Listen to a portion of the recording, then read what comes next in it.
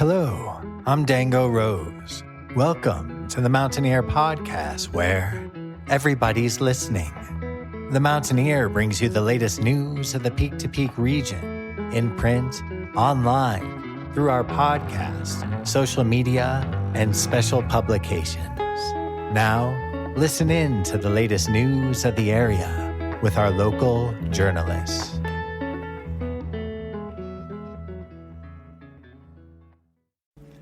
Gonna get there on the winged ones and on the billowing drums. To the garden, oh my homeland, I can feel it, I can feel it. The song that you are currently listening to is called Teresa, and it was originally written for and performed by the Sage Cook-led project We Dream Dawn, and in this rendition is being performed by Sage Cook and Aera Fox for their duo Sage and Aera. You can listen to a full version of Teresa as well as The Morning Sun and Feathery Lights under the project We Dream Dawn wherever you get your music. And you can learn more about Sage and Aera through various means. You can go to their website, sageandaera.com. You can go to their YouTube channel, Sage and Aera, where you can hear live renditions of Teresa, this one in particular, as well as The Morning Sun, the as of yet unreleased song Let It Rain, and the Josh Ritter cover Girl in the War. You can also head over to Instagram and Facebook to learn more about Sage and Aera. It's upon us, such a simple love, above the fog in the fire. Dance upon it, for death is honest, and art an artist, art an artist, art an artist, art an artist. We'll get there, we'll get there, we will now. Hello, my name is Jamie Lammers, and welcome to this week's edition of Music of the Mountains, Where to Be and What to See, brought to you by the Mountaineer Podcast. I have some very special guests on this week's edition of the podcast. Do you two mind introducing yourselves real quick? I'm Aera. I grew up in Netherlands, and this is Sage. We are part of a duo called Sage and Aera.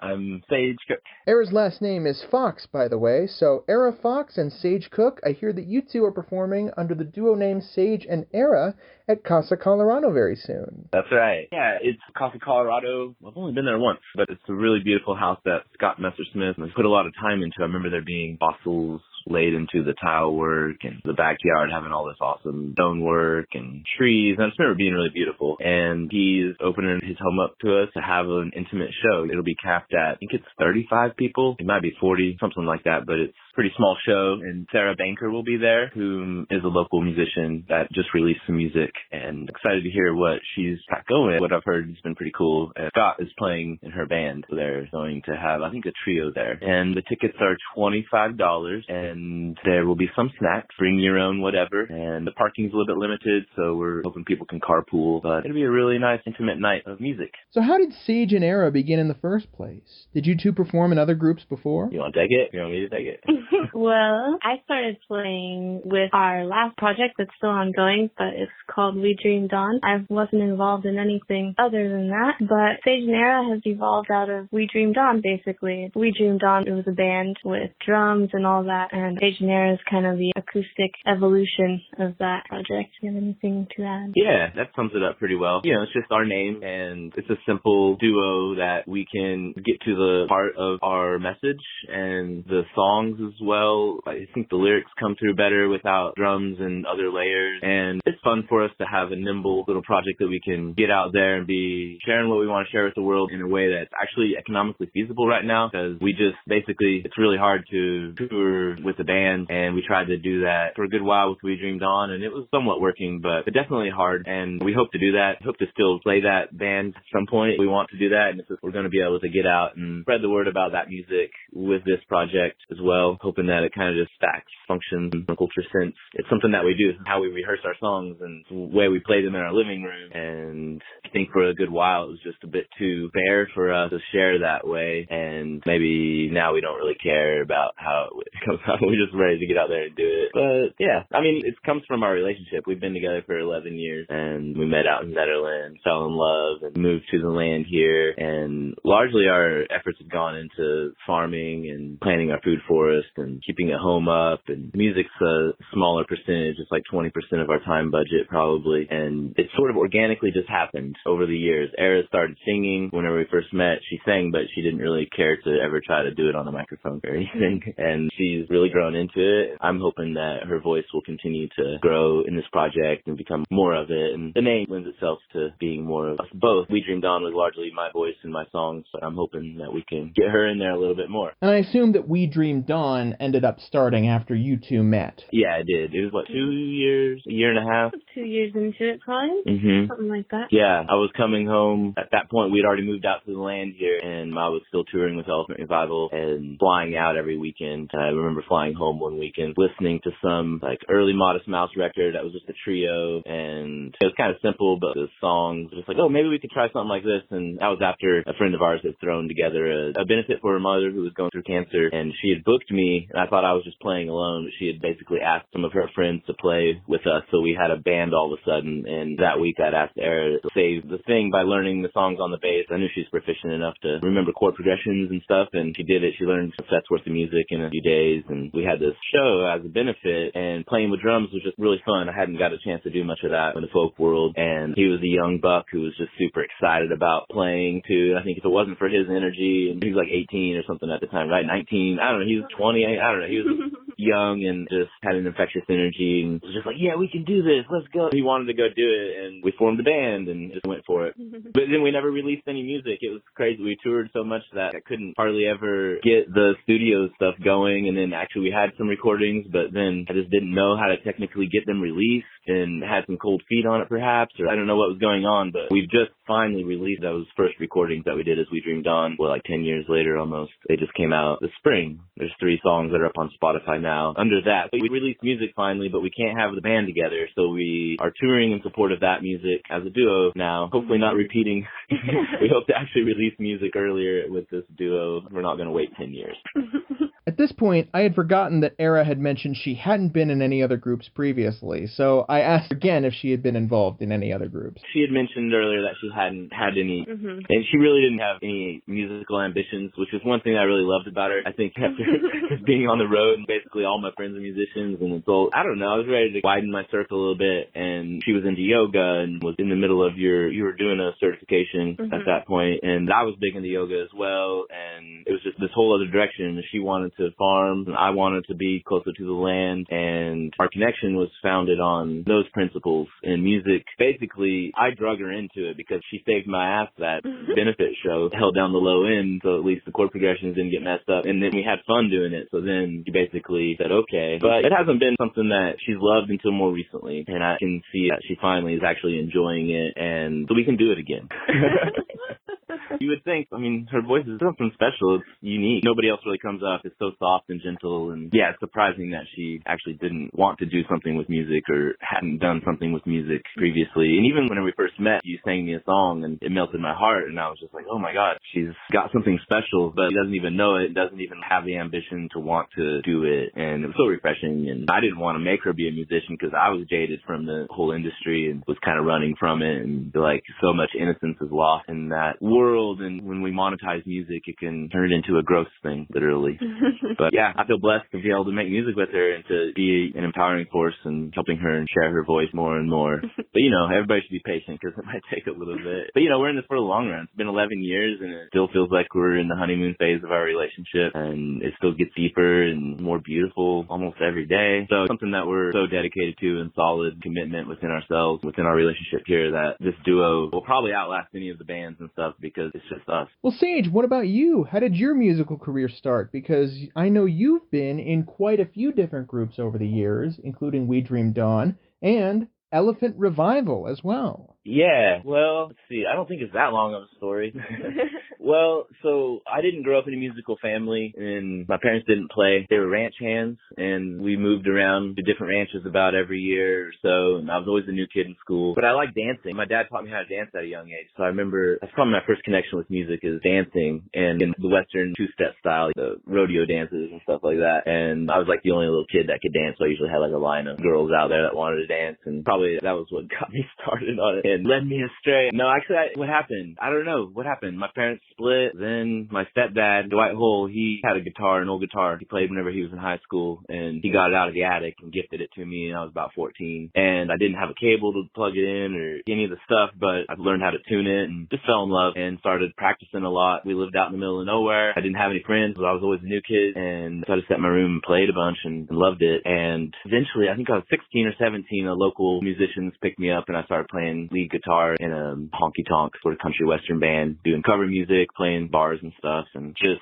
started drinking a lot and just smoking a lot and all this stuff. And I don't know, it was a bad influence on me probably. And then I was going to go to school, and I got busted for drugs at college, so I had a full ride because I had pretty good grades, and my parents wanted me to be an engineer, and I got busted with weed in college like 2 different times, 4 days apart, which was going to be a felony. I was like 18 and was looking at felony or possibly time in prison, and luckily they take it easy on first offenders and cost me like $10,000+, and I got expelled from the dorms, and all music wasn't really happening. I had a guitar with me all the time, but I moved back home after that and started working in the oil field and bought a school bus and lived out on some land to save up money. In the summers I would take off and do the rainbow gathering thing and would bring a banjo, and that's probably where I started just playing around. And I could see how carrying a banjo around, hitchhiking around, traveling around, you could just always be, people would welcome you in. Oh, you got an instrument? Come here, you know, and I was an awkward kid, but it helped me be social and started to become part of my identity. And on one of those trips, I ended up meeting Bonnie and Bridget and Dan. I met Dan at a rainbow gathering in Colorado in 2006.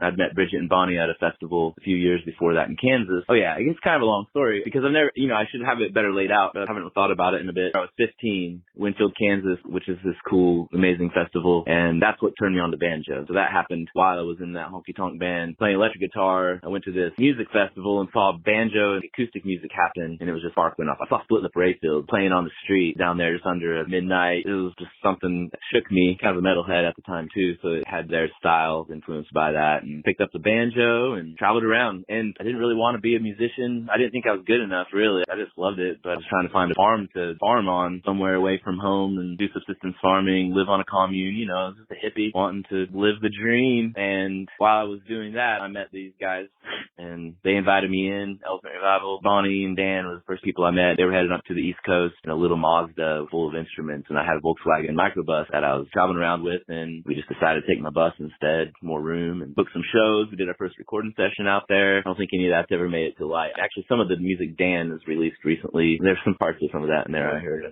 But yeah, and then got swooped up in Elephant Revival, and I just didn't look back and just said yes to the universe all for a number of years. And then the dark side of the industry and all that sort of stuff started to get to be too much. And I met Aera, and just her presence was something that I needed more of in my life. And here we are.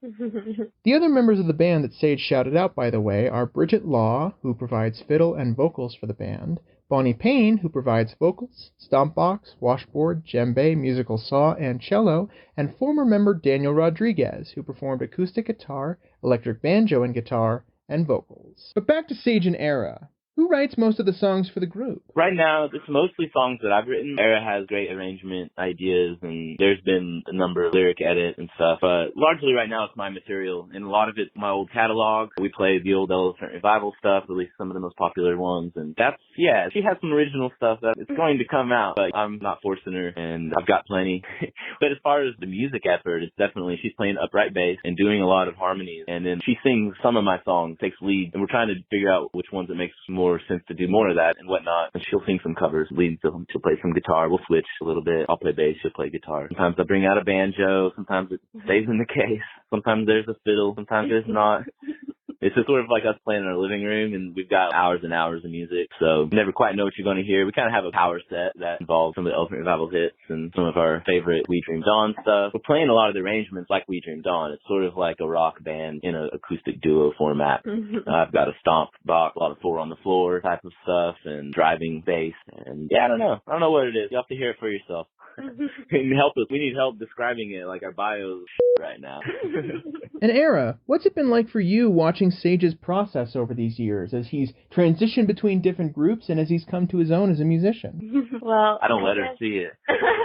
No, I don't see him write it a whole lot. He writes on his own mostly. Yeah, that's true. And then a lot of these songs that we play were already written, so you have written some since. Yeah. But, and then as far as different groups, I mean, you were in Elephant Revival, and then we did the We Dreamed On thing for a while, so it was cool to see the evolution from the way they were played in Elephant Revival to the way they became rock songs, and then now they're back to being acoustic, but they feel more rocky than they used to be, I think. So, yeah, I don't know what else there. The question I initially asked Aera following that was, what has it been like exploring this side of music for the first time? The way I worded it, however, was, what has it been like exploring music in general for the first time? And I misunderstood some information. Wow, well, it's been a real learning experience. I won't say that I'll have to correct you because it's not like she's explored music for the first time. She actually started music much younger than me. She started on piano at like 6 or something and actually has taken lessons from some amazing people and is a little bit more schooled and actually had an earlier... I know how to read music. She can read music. I can't do that, you know? Yeah. But you mean more so commercially. Sage was right. I meant more so the commercial side of music. So I decided to rephrase the question.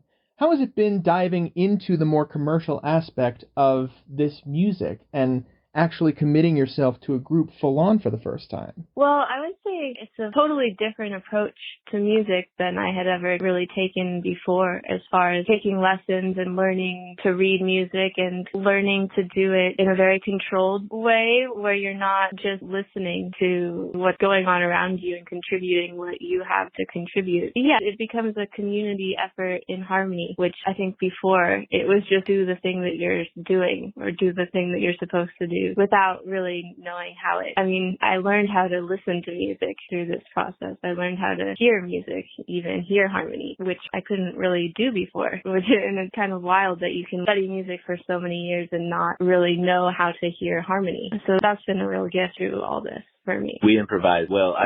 It's a wild ride sometimes, especially in the duo thing. Even in We Dreamed On, we actually, some parts of the set were completely improvised, so I just make up songs, and we're not quite doing that as a duo as much, but sometimes it still happens, so yeah, she's had to improv. Her improv game is definitely But also just stronger. Like knowing when you hit wrong notes and stuff, like being able to hear that you're hitting wrong notes versus, yeah. Right, yeah, expanding one's awareness, yeah. Which is, maybe it has more to do with the yogic stuff that we're into. Like, it goes hand in hand with it, really, I think, as we study yoga for so many reasons, but it has these byproducts in the way we approach music too and what we can do with our awareness. Yeah.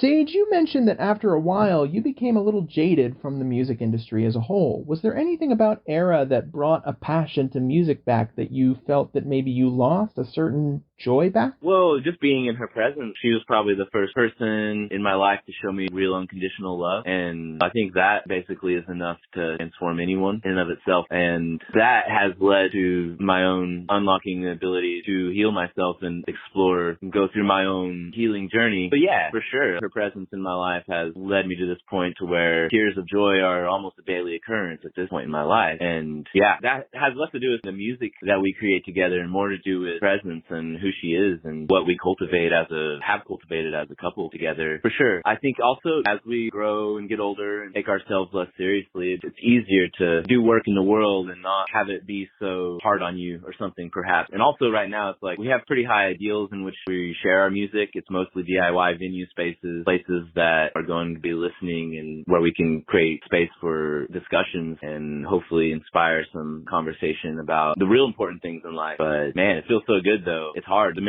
a mental health crisis in this country right now. Depression's at an all-time high and so many things. And what I've seen in the music industry is that it's worse in general there and lots of weird power games, and it's hard. It's hard for a sensitive person to survive in it. So yeah, I took about 10 years off. It's been about 10 years since I was touring hardcore. We never played over 50 dates a year with We Dreamed On because we were homesteading, farming at the same time, and we plan to continue to do that and also other things adjacent to meditation and spirituality where our heart lies guys as well, and we plan to host events out here, songwriting types of things and meditation type retreats. And, it's much more than music now, and we're approaching it only on our terms so far. If something crazy starts to happen with our career, we'll probably take advantage of it and ride it. And at this point in my life, I think it'll be nothing but a boon and a beautiful thing to help us to spread and do more work. So yeah, man, due to her and her help. And then also, yeah, the musicality too. Her voice, she's so much softer. It's helped with making me sing a bit softer. I think it's good for me. What have been some of your favorite parts about performing live over the years? Mine's easy right off the bat. My favorite part is the conversations that I get to have with people before and after the shows, especially the ones about important stuff. And yeah, that's basically it. We want to help others through this music, and whenever we can actually talk to somebody, and I don't know if we're actually helping all the time in that regard, but some people actually come up and say that we are. So I don't know. I just trust the feedback that we're getting, and it's beautiful. And I suppose the other thing is getting to see different parts of the country. And we're usually on our days off, we're camped out in the woods somewhere off the grid, and that's been something that's been missing in our life. We've been pretty stuck on the homestead here, so getting to get out, see the world, and in our friends and family that we haven't been able to see much. That's basically community. We've been making new friends and family connections. Right, yeah, I mean, we've been here on the land here for 10 years, 11, over 10 now. 2013, and sometimes we don't see anybody for over a month.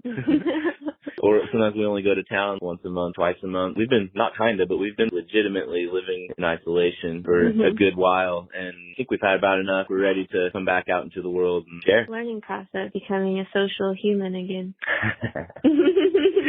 Well, this is like, it gets easy for us. And like I said, it's the conversation. That's like, again, this is like me walking into the Rainbow Gathering with a banjo. So we get to go into communities with this music, and we're kind of socially awkward people and don't really like small talk. We'd really try to get to the heart of stuff, and the music, people just know, and it just happens, and we make friends, and we've already just come across so many beautiful souls in our few months that we've been doing this year. Yeah. Being able to pay our bills is nice too. That's great. But, I think that, the universe provides somehow. Is there anything that you hope audience members will be able to take away from your shows when they come and see you? No, not really. I don't have expectations for that. That's a personal thing. Each song can approach different subjects. We all have different things going on. But I think in general, we're trying to just, no emotion's better than any other emotion, right? And really, not just trying to make people happy. It's we don't actually get to the real happiness until we can learn from our suffering. So we're not just entertainment to a balm for your sufferings. We might actually make you cry. No, I don't know. I mean, people say that happens, but no expectations. We're just sharing our hearts and what we have come to know as truth. I would hope that they find what they need, but I can't expect them to either. So yeah, we know that we're not gonna give it always has to be a personal. Any major breakthrough we find on our own. People might show it to us or something, but the work is done internally. But I guess we hope to inspire others. Yeah, I hope to, but you can't expect. Well, we're inspired. I feel so inspired by life and by this beauty that we just happen to belong to here, and so I don't expect others to have that either. But maybe some of it wears off if they can come hang out with us for a bit. I don't know. Is there anything else you'd like to add before we sign off for the week? I think we probably covered most of it. I've been able to slide in our yoga, the spiritual aspect of it. I think that we all need to do the internal work, and it's not easy. And I guess that it's just part of it. That's what we've already went over all that.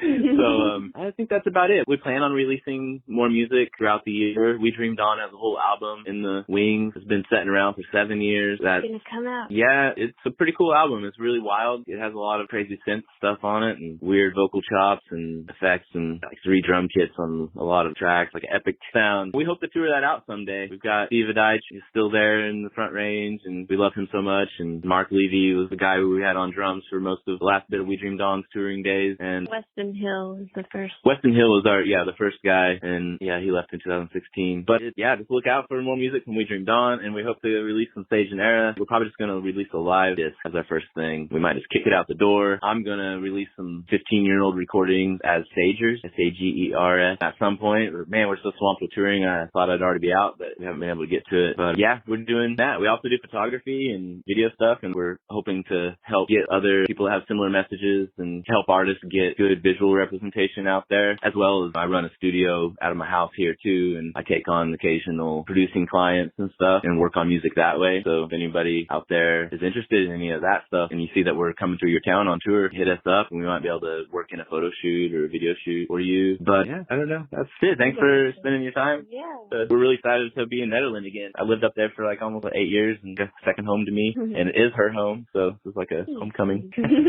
Yeah, we're stoked to be visiting Netherlands again. It's one of the most beautiful towns in the planet. Mm-hmm. Thank you so much to Sage, Cook, and Aera Fox for coming on board and joining us for the podcast. You can see Sage and Aera performing at Casa Colorado, 196 Bear Crossing Road in Blackhawk on Thursday, June 20th, 2024. Doors open at 6 p.m. with snacks served, and bringing your own nourishment is encouraged. The Sarah Banker Band with Scott Messersmith and Dave Solsberg will be performing first, and then Sage and Aera will perform, adding up to a total of 3 hours of live music. $25 tickets for this event are available at checkout.eventcreate.com/casa-co-concert/select-buy.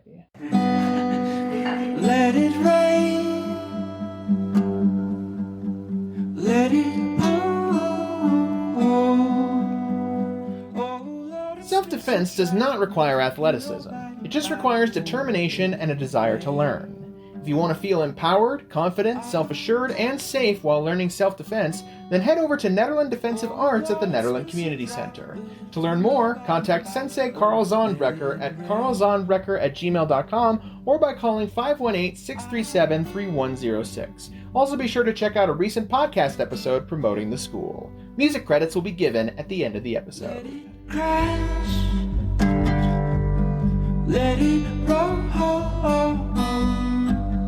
Oh, water fell in waves in the dam that held the lake. Just couldn't hold it back. No, it couldn't take the weight. Oh, it let it go. And now, for this week's music mentions. We're going to change things up a little bit in regards to saying which shows are going to be coming up. We're going to give Friday shows a week's warning ahead of time. That way, the most short notice shows you have to worry about being mentioned on the podcast are on the Saturdays after these podcasts come out, a day ahead of schedule. Now, enjoy the music mentions. Head to Busey Brews, located at 70 East 1st Street in Netherlands on Sunday, June 16th at 2 p.m. to see Intergalactic Peace Jelly Duo performing live. Head to the Canyon Tavern, located at 32138 Highway 72 in Cool Creek Canyon on Saturday, June 15th at 6 p.m. to see Will Whalen performing live. Head to Casa Colorado, located at 196 Bear Crossing Road in Blackhawk on Thursday, June 20th at 6 p.m. to see the Sarah Banker Band and Sage and Aera performing live. Head to Chipeta Park, located at 254-306 Lakeview Drive in Netherlands on Saturday, June 15th at 4 p.m. to see the next installment in the Netherlands Summer Concert Series, Wirewood Station, with Bear Hat.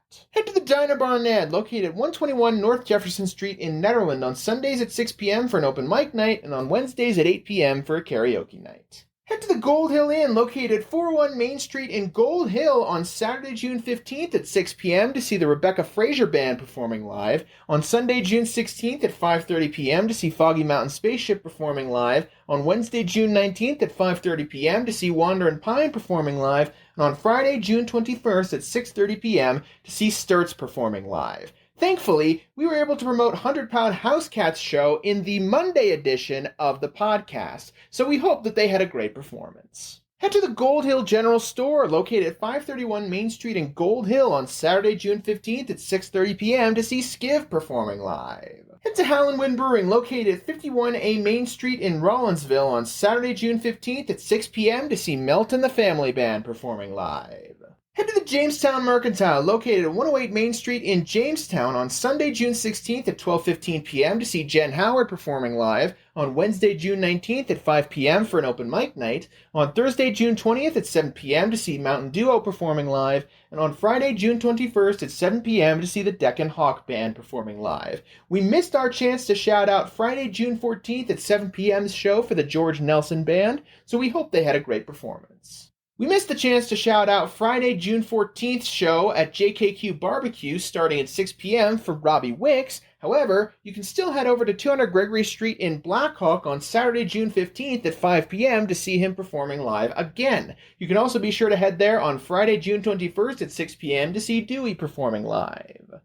Head to Knotted Root Brewing, located at 250 North Caribou Street in Maryland, on Saturday, June 15th at 5 p.m. to see Piney Tops performing live, and on Friday, June 21st at 6 p.m. to see Guaro performing live. We also missed the chance to shout out a reggae DJ performance on Friday, June 14th at 6 p.m., so we hope that whoever performed there had a great performance. Also be sure to head there on Wednesdays at 6 p.m. for an open mic night, and on Sundays at 5 p.m. for Jazz Sundays.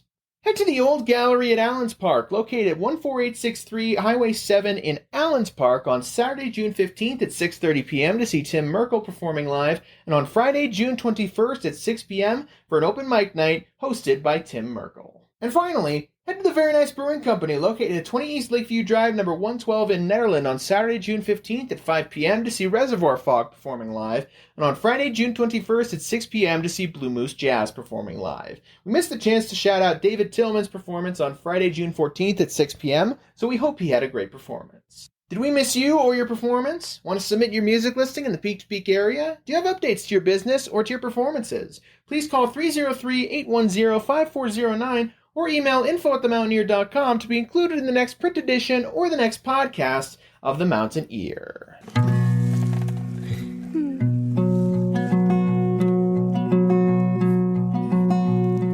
It's late in the week, late in the year, that odometer rolled another 100,000 miles. We're not even close. That finish line's an elusive kind of pushing, pulling force.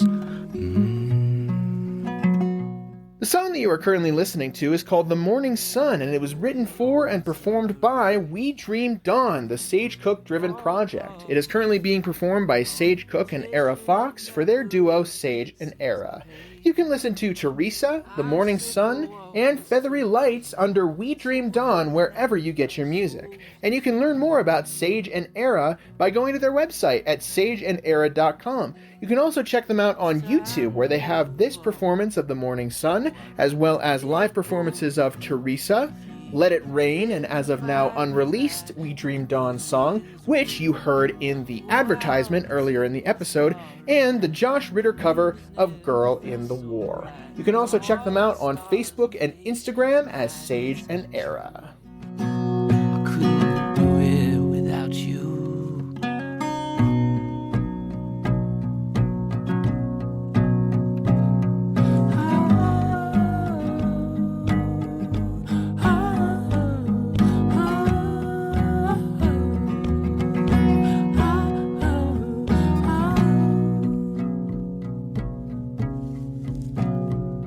It's the places in between that keep the cities going.